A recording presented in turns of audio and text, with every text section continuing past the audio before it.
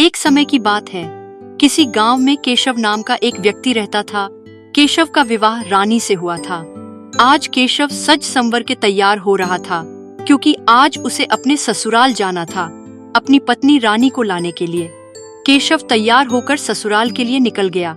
जाते समय रास्ते में एक तालाब पड़ा। उसने देखा कि एक गाय पानी पीने के लिए उस तालाब में उतरती है और वो तालाब के दलदल में फंस जाती है। बचाओ बचाओ कोई, मैं यहाँ फंस गई हूँ। अरे भैया, वहाँ खड़े होकर क्या देख रहे हो? मेरी मदद करो, मुझे इस तालाब से बाहर निकालो। नहीं नहीं, मैं आपकी मदद नहीं कर सकता। पर क्यों? क्योंकि आज मैं साफ सुथरे कपड़े पहने हैं और मैं अपने ससुराल जा रहा हूँ। यदि मैं आपकी सहायता की तो मेरे कपड़े गंदे हो जाएंगे। कैसे मनुष्य हो तुम? यहाँ किसी के प्राण दांव पर हैं, लेकिन तुम्हें अपने कपड़ों की पड़ी है। माफ कीजिए, लेकिन मैं आपकी सहायता नहीं कर सकता। अरे मूर्ख, आज निर्जला एकादशी का दिन है और तूने मेरी सहायता नहीं की। जा, मैं तुझे श्राप देती हूँ कि अब से 8 पहर बाद तू गधा बन जाएगा। और ऐसा कह के वो गाय पानी में समा जाती है। अरे ये क्या कर दिया मैंने? हे भगवान, मैं क्या करूं? मुझे श्राप के पूरा होने से पहले ससुराल पहुंचना होगा और रानी को अपने घर लेके आना होगा, नहीं तो अनर्थ हो जाएगा। प्रभु, ये मैंने क्या किया? केशव जल्दी से अपने ससुराल पहुंचता है। वहां केशव की खूब आवभगत होती है, लेकिन केशव के मन में केवल गाय का वो श्राप चल रहा था। दामाद जी, आराम से बैठिए। आप इतने व्याकुल क्यों हैं? क्या हुआ? अब इन्हें मैं क्या बताऊं कि मैं कुछ ही पहर बाद गधा बन जाऊंगा। मुझे जितना जल्दी हो यहाँ से निकलना होगा। क्या हुआ दामाद जी? सब ठीक तो है ना? हाँ ससुर जी, सब ठीक है। आप बस जल्द से जल्द रानी को तैयार करके भेज दीजिए, मुझे वापस भी जाना है। अरे दामाद जी, अभी तो आए हैं आप, कम से कम एक दिन रुक तो जाइए। हमें थोड़ा खातिरदारी करने का मौका दीजिए। नहीं नहीं ससुर जी, अभी माफ़ी चाहूँगा। अभी कुछ नहीं, मुझे जितनी जल्दी हो सके वापस जाना है। जरा ज़रूरी काम है घर पे। आप फटाफट रानी को भेज दीजिए। ठीक है, जैसी आपकी इच्छा।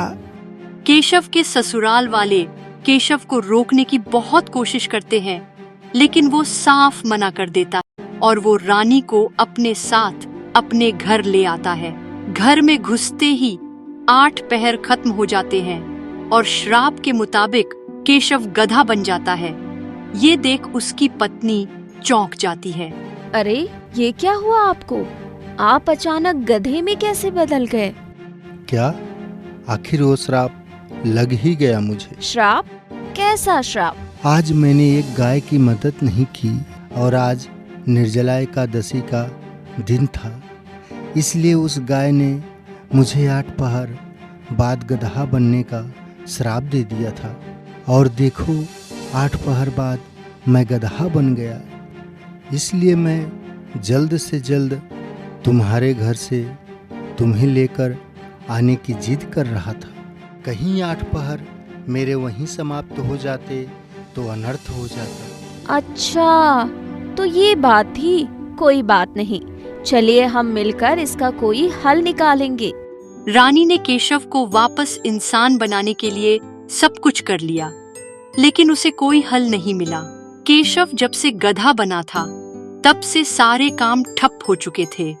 अब धीरे धीरे घर से अनाज भी खत्म होने लगा और इसके साथ साथ उन दोनों की मुसीबतें भी बढ़ने लगी थीं। रानी, मुझे पता है तुम परेशान हो और इन सब का अश्लील कारण मैं ही हूँ। मैं उस गाय की मदद कर देता तो आज ये दिन ना देखने पड़ते। अब तो घर में खाने के भी लाले पड़े हैं। नहीं नहीं, आप अपने आप को दोषी क्यों बता रहे हैं? गलतियाँ सबसे होती हैं। आप चिंता ना करें, कोई ना कोई हल अवश्य निकलेगा। इस उम्मीद में हमने कितने दिन बर्बाद कर दिए अब ऐसा नहीं होगा।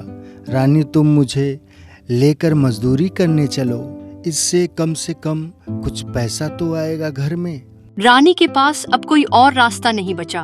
वो केशव की बात मान लेती है। वो केशव को लेकर उस राज्य के राजा के पास मजदूरी करने जाती है।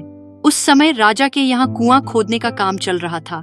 रानी केशव के साथ वहाँ मजदूरी पर लग जाती है, लेकिन वो सारा बोझ अपने सर पर ढोती थी। वो केशव के ऊपर बोझ नहीं रखती थी। ये देख वहाँ आसपास के लोगों को बड़ा अजीब लगता था। एक दिन यह सब राजा ने भी देखा। ये देख उससे रहा नहीं गया और उसने रानी से पूछ लिया, मैं आपसे एक बात पूछूं?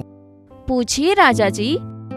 मैं बहुत दिन से देख रहा हूँ आपके पास गधा होने के बावजूद भी आप सारा बोझ अपने सर पे ढो रही हैं, इसके ऊपर बोझ नहीं रख रही, क्यों? महाराज, ये गधा नहीं है, ये मेरे पति हैं। मैं समझा नहीं बहन।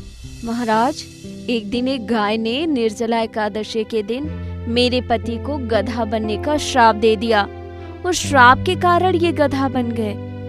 बहन, धन्य हो आप। इतना सब होने के बाद भी आप अपने पति को त्याग नहीं रही, बल्कि इनका ध्यान भी रख रही हैं। धन्य है आप, धन्य। आप चिंता न करें, आपके इस समस्या का समाधान मैं निकालूंगा। इसके बाद राजा ने अपने पुरोहित को बुलाया और इस समस्या का समाधान पूछा।